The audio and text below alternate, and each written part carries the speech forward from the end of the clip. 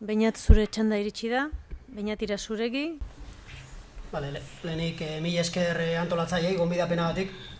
Nik praktikan aritzen naiz, ez naiz olako kongresuetara joaten normalean, esango nuke, baina bueno. Ohorea da, justo Jose Azurmendi kongresuan egotea, netzat nire bizitzan autore garrantzitsua delako. Izenburuak bildur pixkat ematen du, segurazki. Baina, bueno, eskatu ziatenean hemen hitz egiteko aukera hori zegoela eta animatuko nintzen, esan hon bai, baina nire harrikadatik egingo dut, interbentzioa. Gainera, uste gaur egun daukagun defizita handienetako badela, etorkizunari buruz hitz egiten ez jakitea. Hau da, orain aldian kokatuak egotea, lehen komentatuen bezala hemendik, eta horrek galerazten digu hainbat aukera, ez aprobetxatzea. Hau da, gizartean gaur egun dauden aukerak ez ditugu aprobetxatzen, uste dugulako imposibleak direla, eta horri aurre egiteko, hoi Bifo Berardik bere azken liburuan oso komplikatu egiten nahi zaiten irakurtzea, baina irakurtzen nahi naizena, futurabilidad aipatzen du, eta interesgarria da, eta lan egin behar da horretarako. Orduan, nire interbentzioa lau zatitan zatituko, distopia, pentsamendua, eraldaketa eta zer egin ataletan. Distopia zerratik, modan dagoelako, eta nien ez bat ere distopia zalea, baina nola, denak gaur egun Netflixeko zera egin dezuten, kontua ireki dezuten, eta distopiaz kargatuta bizizareten, hortik hasiko naiz. Hori ere zea da, ez dakit, pentsatutako zerbait da, hainbeste distopia gotean Netflixen. Distopia ez emanzipatzailea gainera. 2024, 15 urte Jose Azurmendiren pentsamenduaren inguruko kongresua egin zenetik. 50 urte justu Euskal Pentsamendu Kooperatiba lehen aldiz sistematu zenetik Jose Azurmendi berak. Sobietar Batasuna desagertu aurretik Jose Azurmendik identifikatua zuen utopia liberalaren garaipenak sakontzen jarraitzen du. Ez omen gaude krisian. Krisi sistemikoa da, klimatikoa, soziala, ekonomikoa, baina hau normalitate bihurtu da eta ez gaude krisian. Gizarte liberal hiperindividualizatua jarraitzen du merkatuaren beharretara makurtzen. Kapitalismoari lurralde eta bizitzak soberan gelditzen ari zaizkio, kapitala metatzeko. Baina bitartean bizitza eta lurralde burujabeak irlak sortzen ari dira. Komunitate justuak sortzen ari dira. Sumisioa eta emantzipazioaren talka horretan jendea aukera egiten ari da. Hori da, 2024an espero dezakegun egoera nire ustez. Pentsamendua. Gaur hori saiatu naiz esperimentu txo bat egiten. Praktikatik egindako esperimentu bat, zen praktikatik nator. Uste dugulako egiten dugun hori garela, eta egiten dugun horretik pentsatu beharko genukela. Hori da nire ustez, gorputza jarriz. Gorputza jartzen dugunean ezberdin pentsatzen dugulako. Ni naiz langile kooperatibista, Talaios kooperatiban, saretzen naiz eta interkooperatzen dut beste hainbat kooperatibekin eta beste hainbat eragilerekin, eragile sozial, instituzionalekin, olatukopen bitartez. Eta orain zaintza eta bizigarritasuna lantzeko meta izena duen proiektutxo txiki eta benetan interesgarri bat lantzen hasia gea edo hasiko gea, mutualismoa ere eta ez, behar mutualak elkarrekin lantzeko horregatik dago meta bat, hor irudian, distopiaren berdien. 1984an El Hombre Kooperatibo idatzi zuen Jose Azurmendik, eta hor pentsamendu kooperatibista sistematizatu zuen. Asko hitz egiten da ez, Arizmendiarretaren pentsamenduan nik esaten dut, liburu hori dela bereziki Euskal Pentsamendu Kooperatibistaren sistematizazio bat. Arizmendiarreta izango zen aktore bat, baina kooperatibismoa inoiz ez da individuala, inoiz ez du pertsona batek abiatzen. Mondragon esperientzia bera milaka langilek egin dute, ez pertsona batek. Egia da, askotan ez, pertsona batzuk ere gidari izan daitezkela edo influentzia izan dezaketela beste pertsonengan, baina niretzat sistematizatzen dena da Euskal Pentsamendu Kooperatibista, Euskal komunitarismotik datorrena segurazki ere, eta beste hainbat influentzia jasotzen dituna batez ere, marxismotik eta langile mugimenduak daukan behar horretatik. Ni nekazaritzan, teknologian, ekonomian aritzen naiz gaur egun, nire jarduna hori da, baina langile autodidakta bezala niretzat Jose Azurmendi da erreferente handi bat, eta horregatik da horrea hemen egotea. Ni, Bruselan egon nitzenean gure ekonomia soziala defendatu nahian, tiburoien artean bota nun eta batzuk astoratu ziren, esan nun, kooperatibismo sozialismoa da, esan nunan parlamentuan, eta harritu ziren, baina Jose Azurmendik hori defendatzen du. Esaldi bada, baina defendatzen du. Zergatik, kooperatibismoa eraldaketarako etengabeko tresna delako. Ez ezagun determinatu kooperatibismoa esperientzia konkretu batean edo esperientzia konkretu batek izan duen bidean.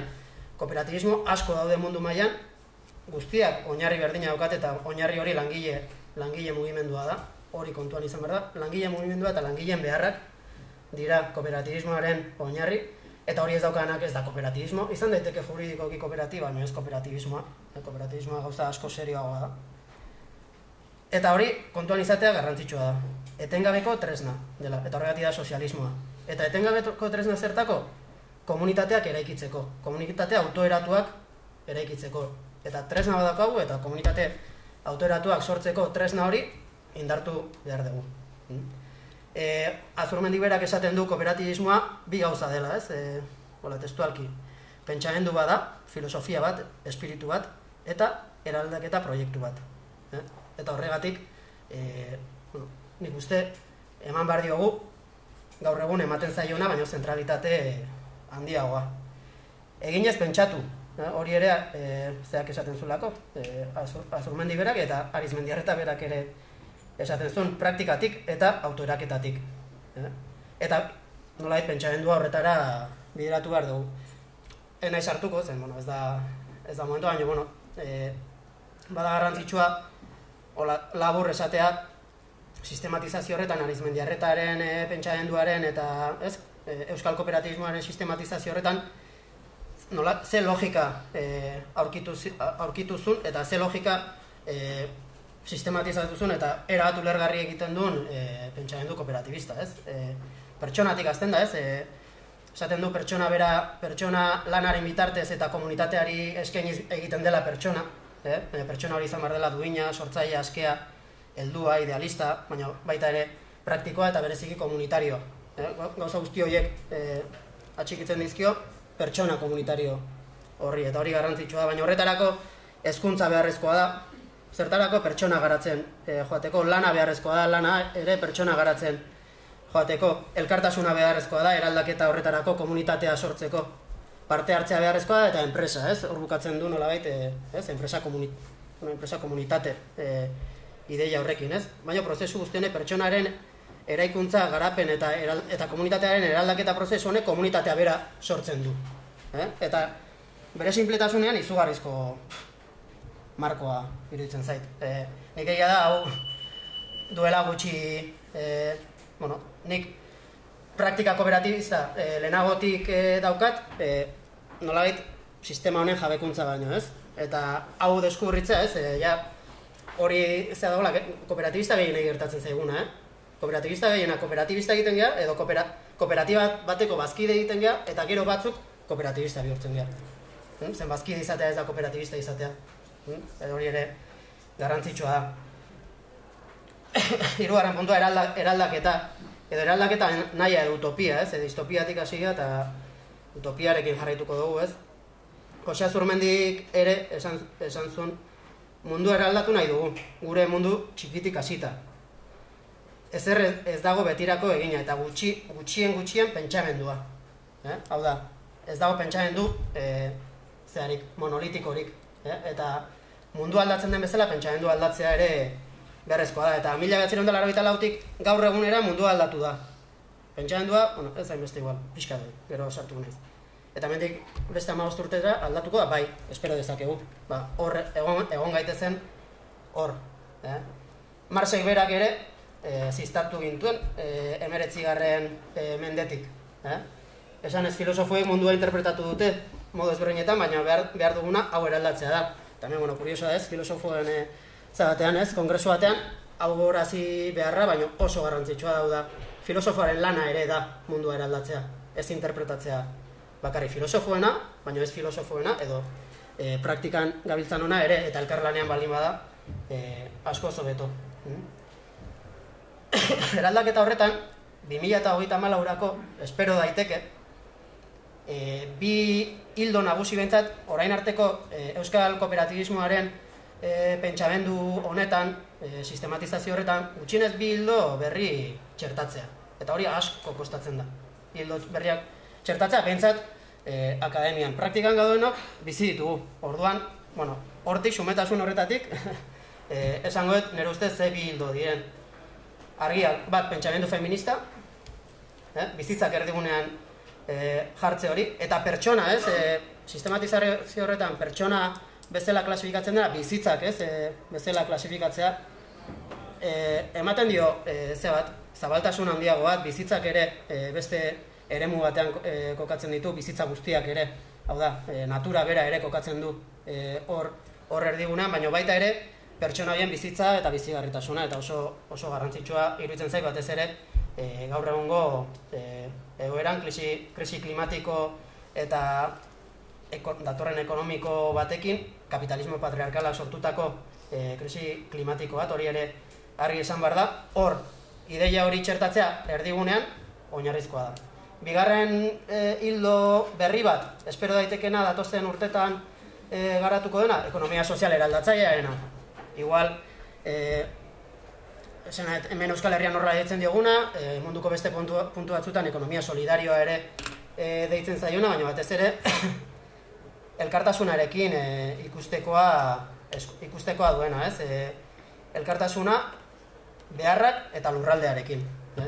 Kasu honetan, pentsamendu honek, nolabait, orain arte sistematizatutako enpresa izaera eta nun pentsatzen zen, hori dator ere fabrika handiaren ideiatik, harremanak batez ere enpresaren barruan gertatzen direla eta kontradizioak hor daudela, gaur egun mundu globalizatuan nun enpresa zer den ere oso ondo ez dakigu batez ere enpresa multinazionala, hor lurralde eskala bihurtzen da harremanen eta tentsioen eremu. Eta guk ekonomia sozial eraldatzailetik, beharren analizitik, elkartasuna dimentsio ezberdinetan lantzetik, bat izango litzake zaintzarena, gure pertsonen arteko zaintzarena, bigarren litzake egitura, bai enpresa, bai beste motako egituren arteko elkartasuna, eta azkenik litzake gizartearekiko daukagun konpromiso orokorra, elkartasunekoa eta berdintasunekoa, hiru dimentsio horietan,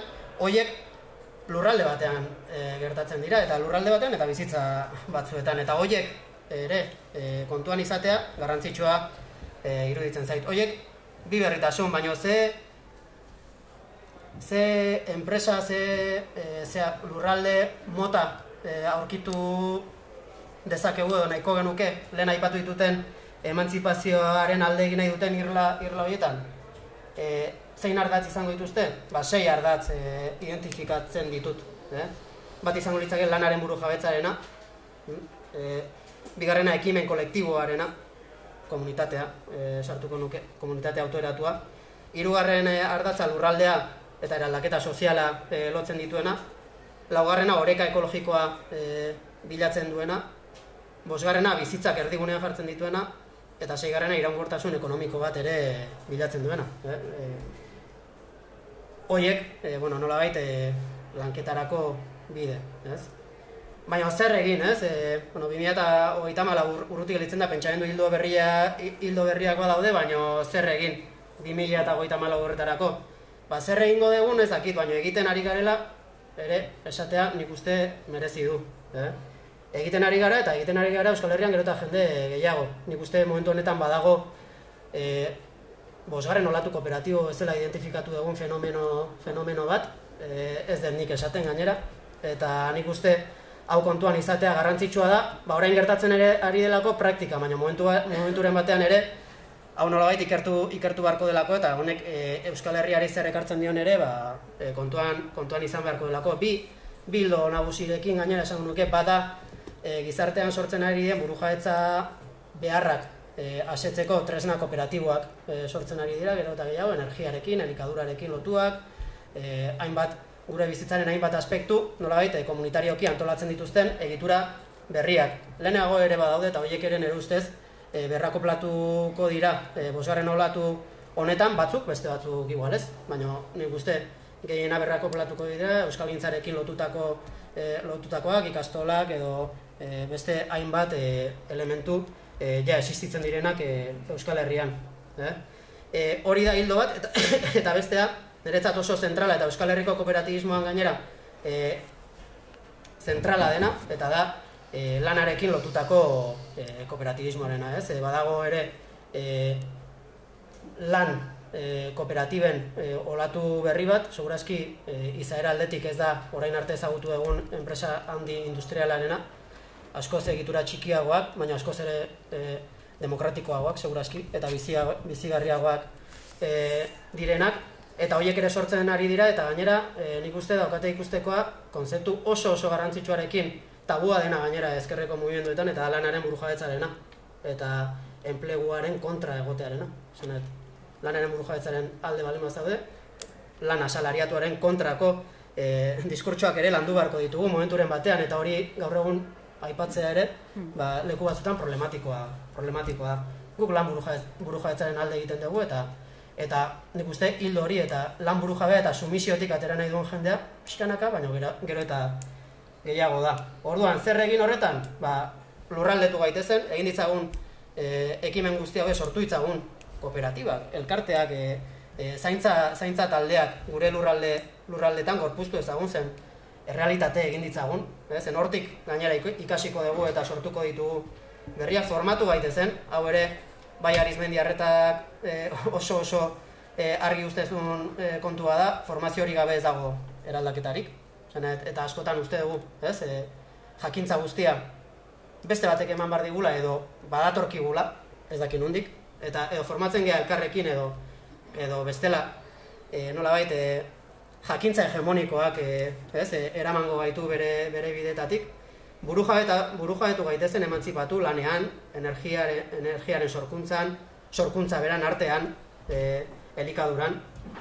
Bizi gaitezen, bizitza bizigarriak izateko, hori ere garrantzitsua da, zaintza sareak sortu ditzagun, bizigarritasuna konzeptu bezala landu dezagun, eta egin dezagun guzti hau denontzat. Hori ere oso garrantzitsua, ez dezagun sortu komunitate itxi bat, ongizate komunitate itxi bat, nun jendartearen zati handiak egongo diren bizitza bizigarri horietatik kanpo. Elkartasun erradikal bat proposatu beharko genuke. Elkartasun erradikala aspektu guztietan. Eta bukatukoet, zeren Jose Azurmendiren zita batekin ez duna ezagutzen eta izu argia iritu zaitena, eta dator justo programaren atzekaldean, ni pixatu topista naizenez, gustatu zait, izugarri eta ez duen ezagutzen. Mito pixka bat, mito zalea ere banaiz, uste gure mito propioak behar ditugula edozein etorkizun sortzeko, libertate sortuak inork ez diezagula esan ezin dugula egin, utopia apal bat, hau da egin dugun, utopia bat ondo bizitzeko, ez dakit zertarako. Ondo bizitza apaltasunetik ere sortu daiteke, eta mundua gure aurrean zabalik ikusi. Eta nik uste horrekin baditugu tresnak, esan dut netzat kooperatibismoa, eta ni gaur nator kooperatibismoa hitz egiten, ez da beste mai bat zegoenan kooperatibismoa, baina netzat kooperatibismoa ere bada pentsamendu soziala, distopiarekin hasi naiz eta utopiarekin bukatu nahi distopiari aurre egiteko. Eta nik proposamen hau ekartzen dut, baina zuek ere zuen proposamenak zuen bizitzetatik egin ditzakezute, hori ere garrantzitsua da. Distopiari aurre egin ditzakegun zen mundu distopiko batean bizi garaia eta bagoaz oraindik distopikoagoa den batera, eta sortu ezagun komunitate ireki bat, komunitate berdinzale bat, komunitate kooperatibo bat, bizitza eta lurraldea erdigunean izango duena, oparotasuna denontzat izateko. Mila esker.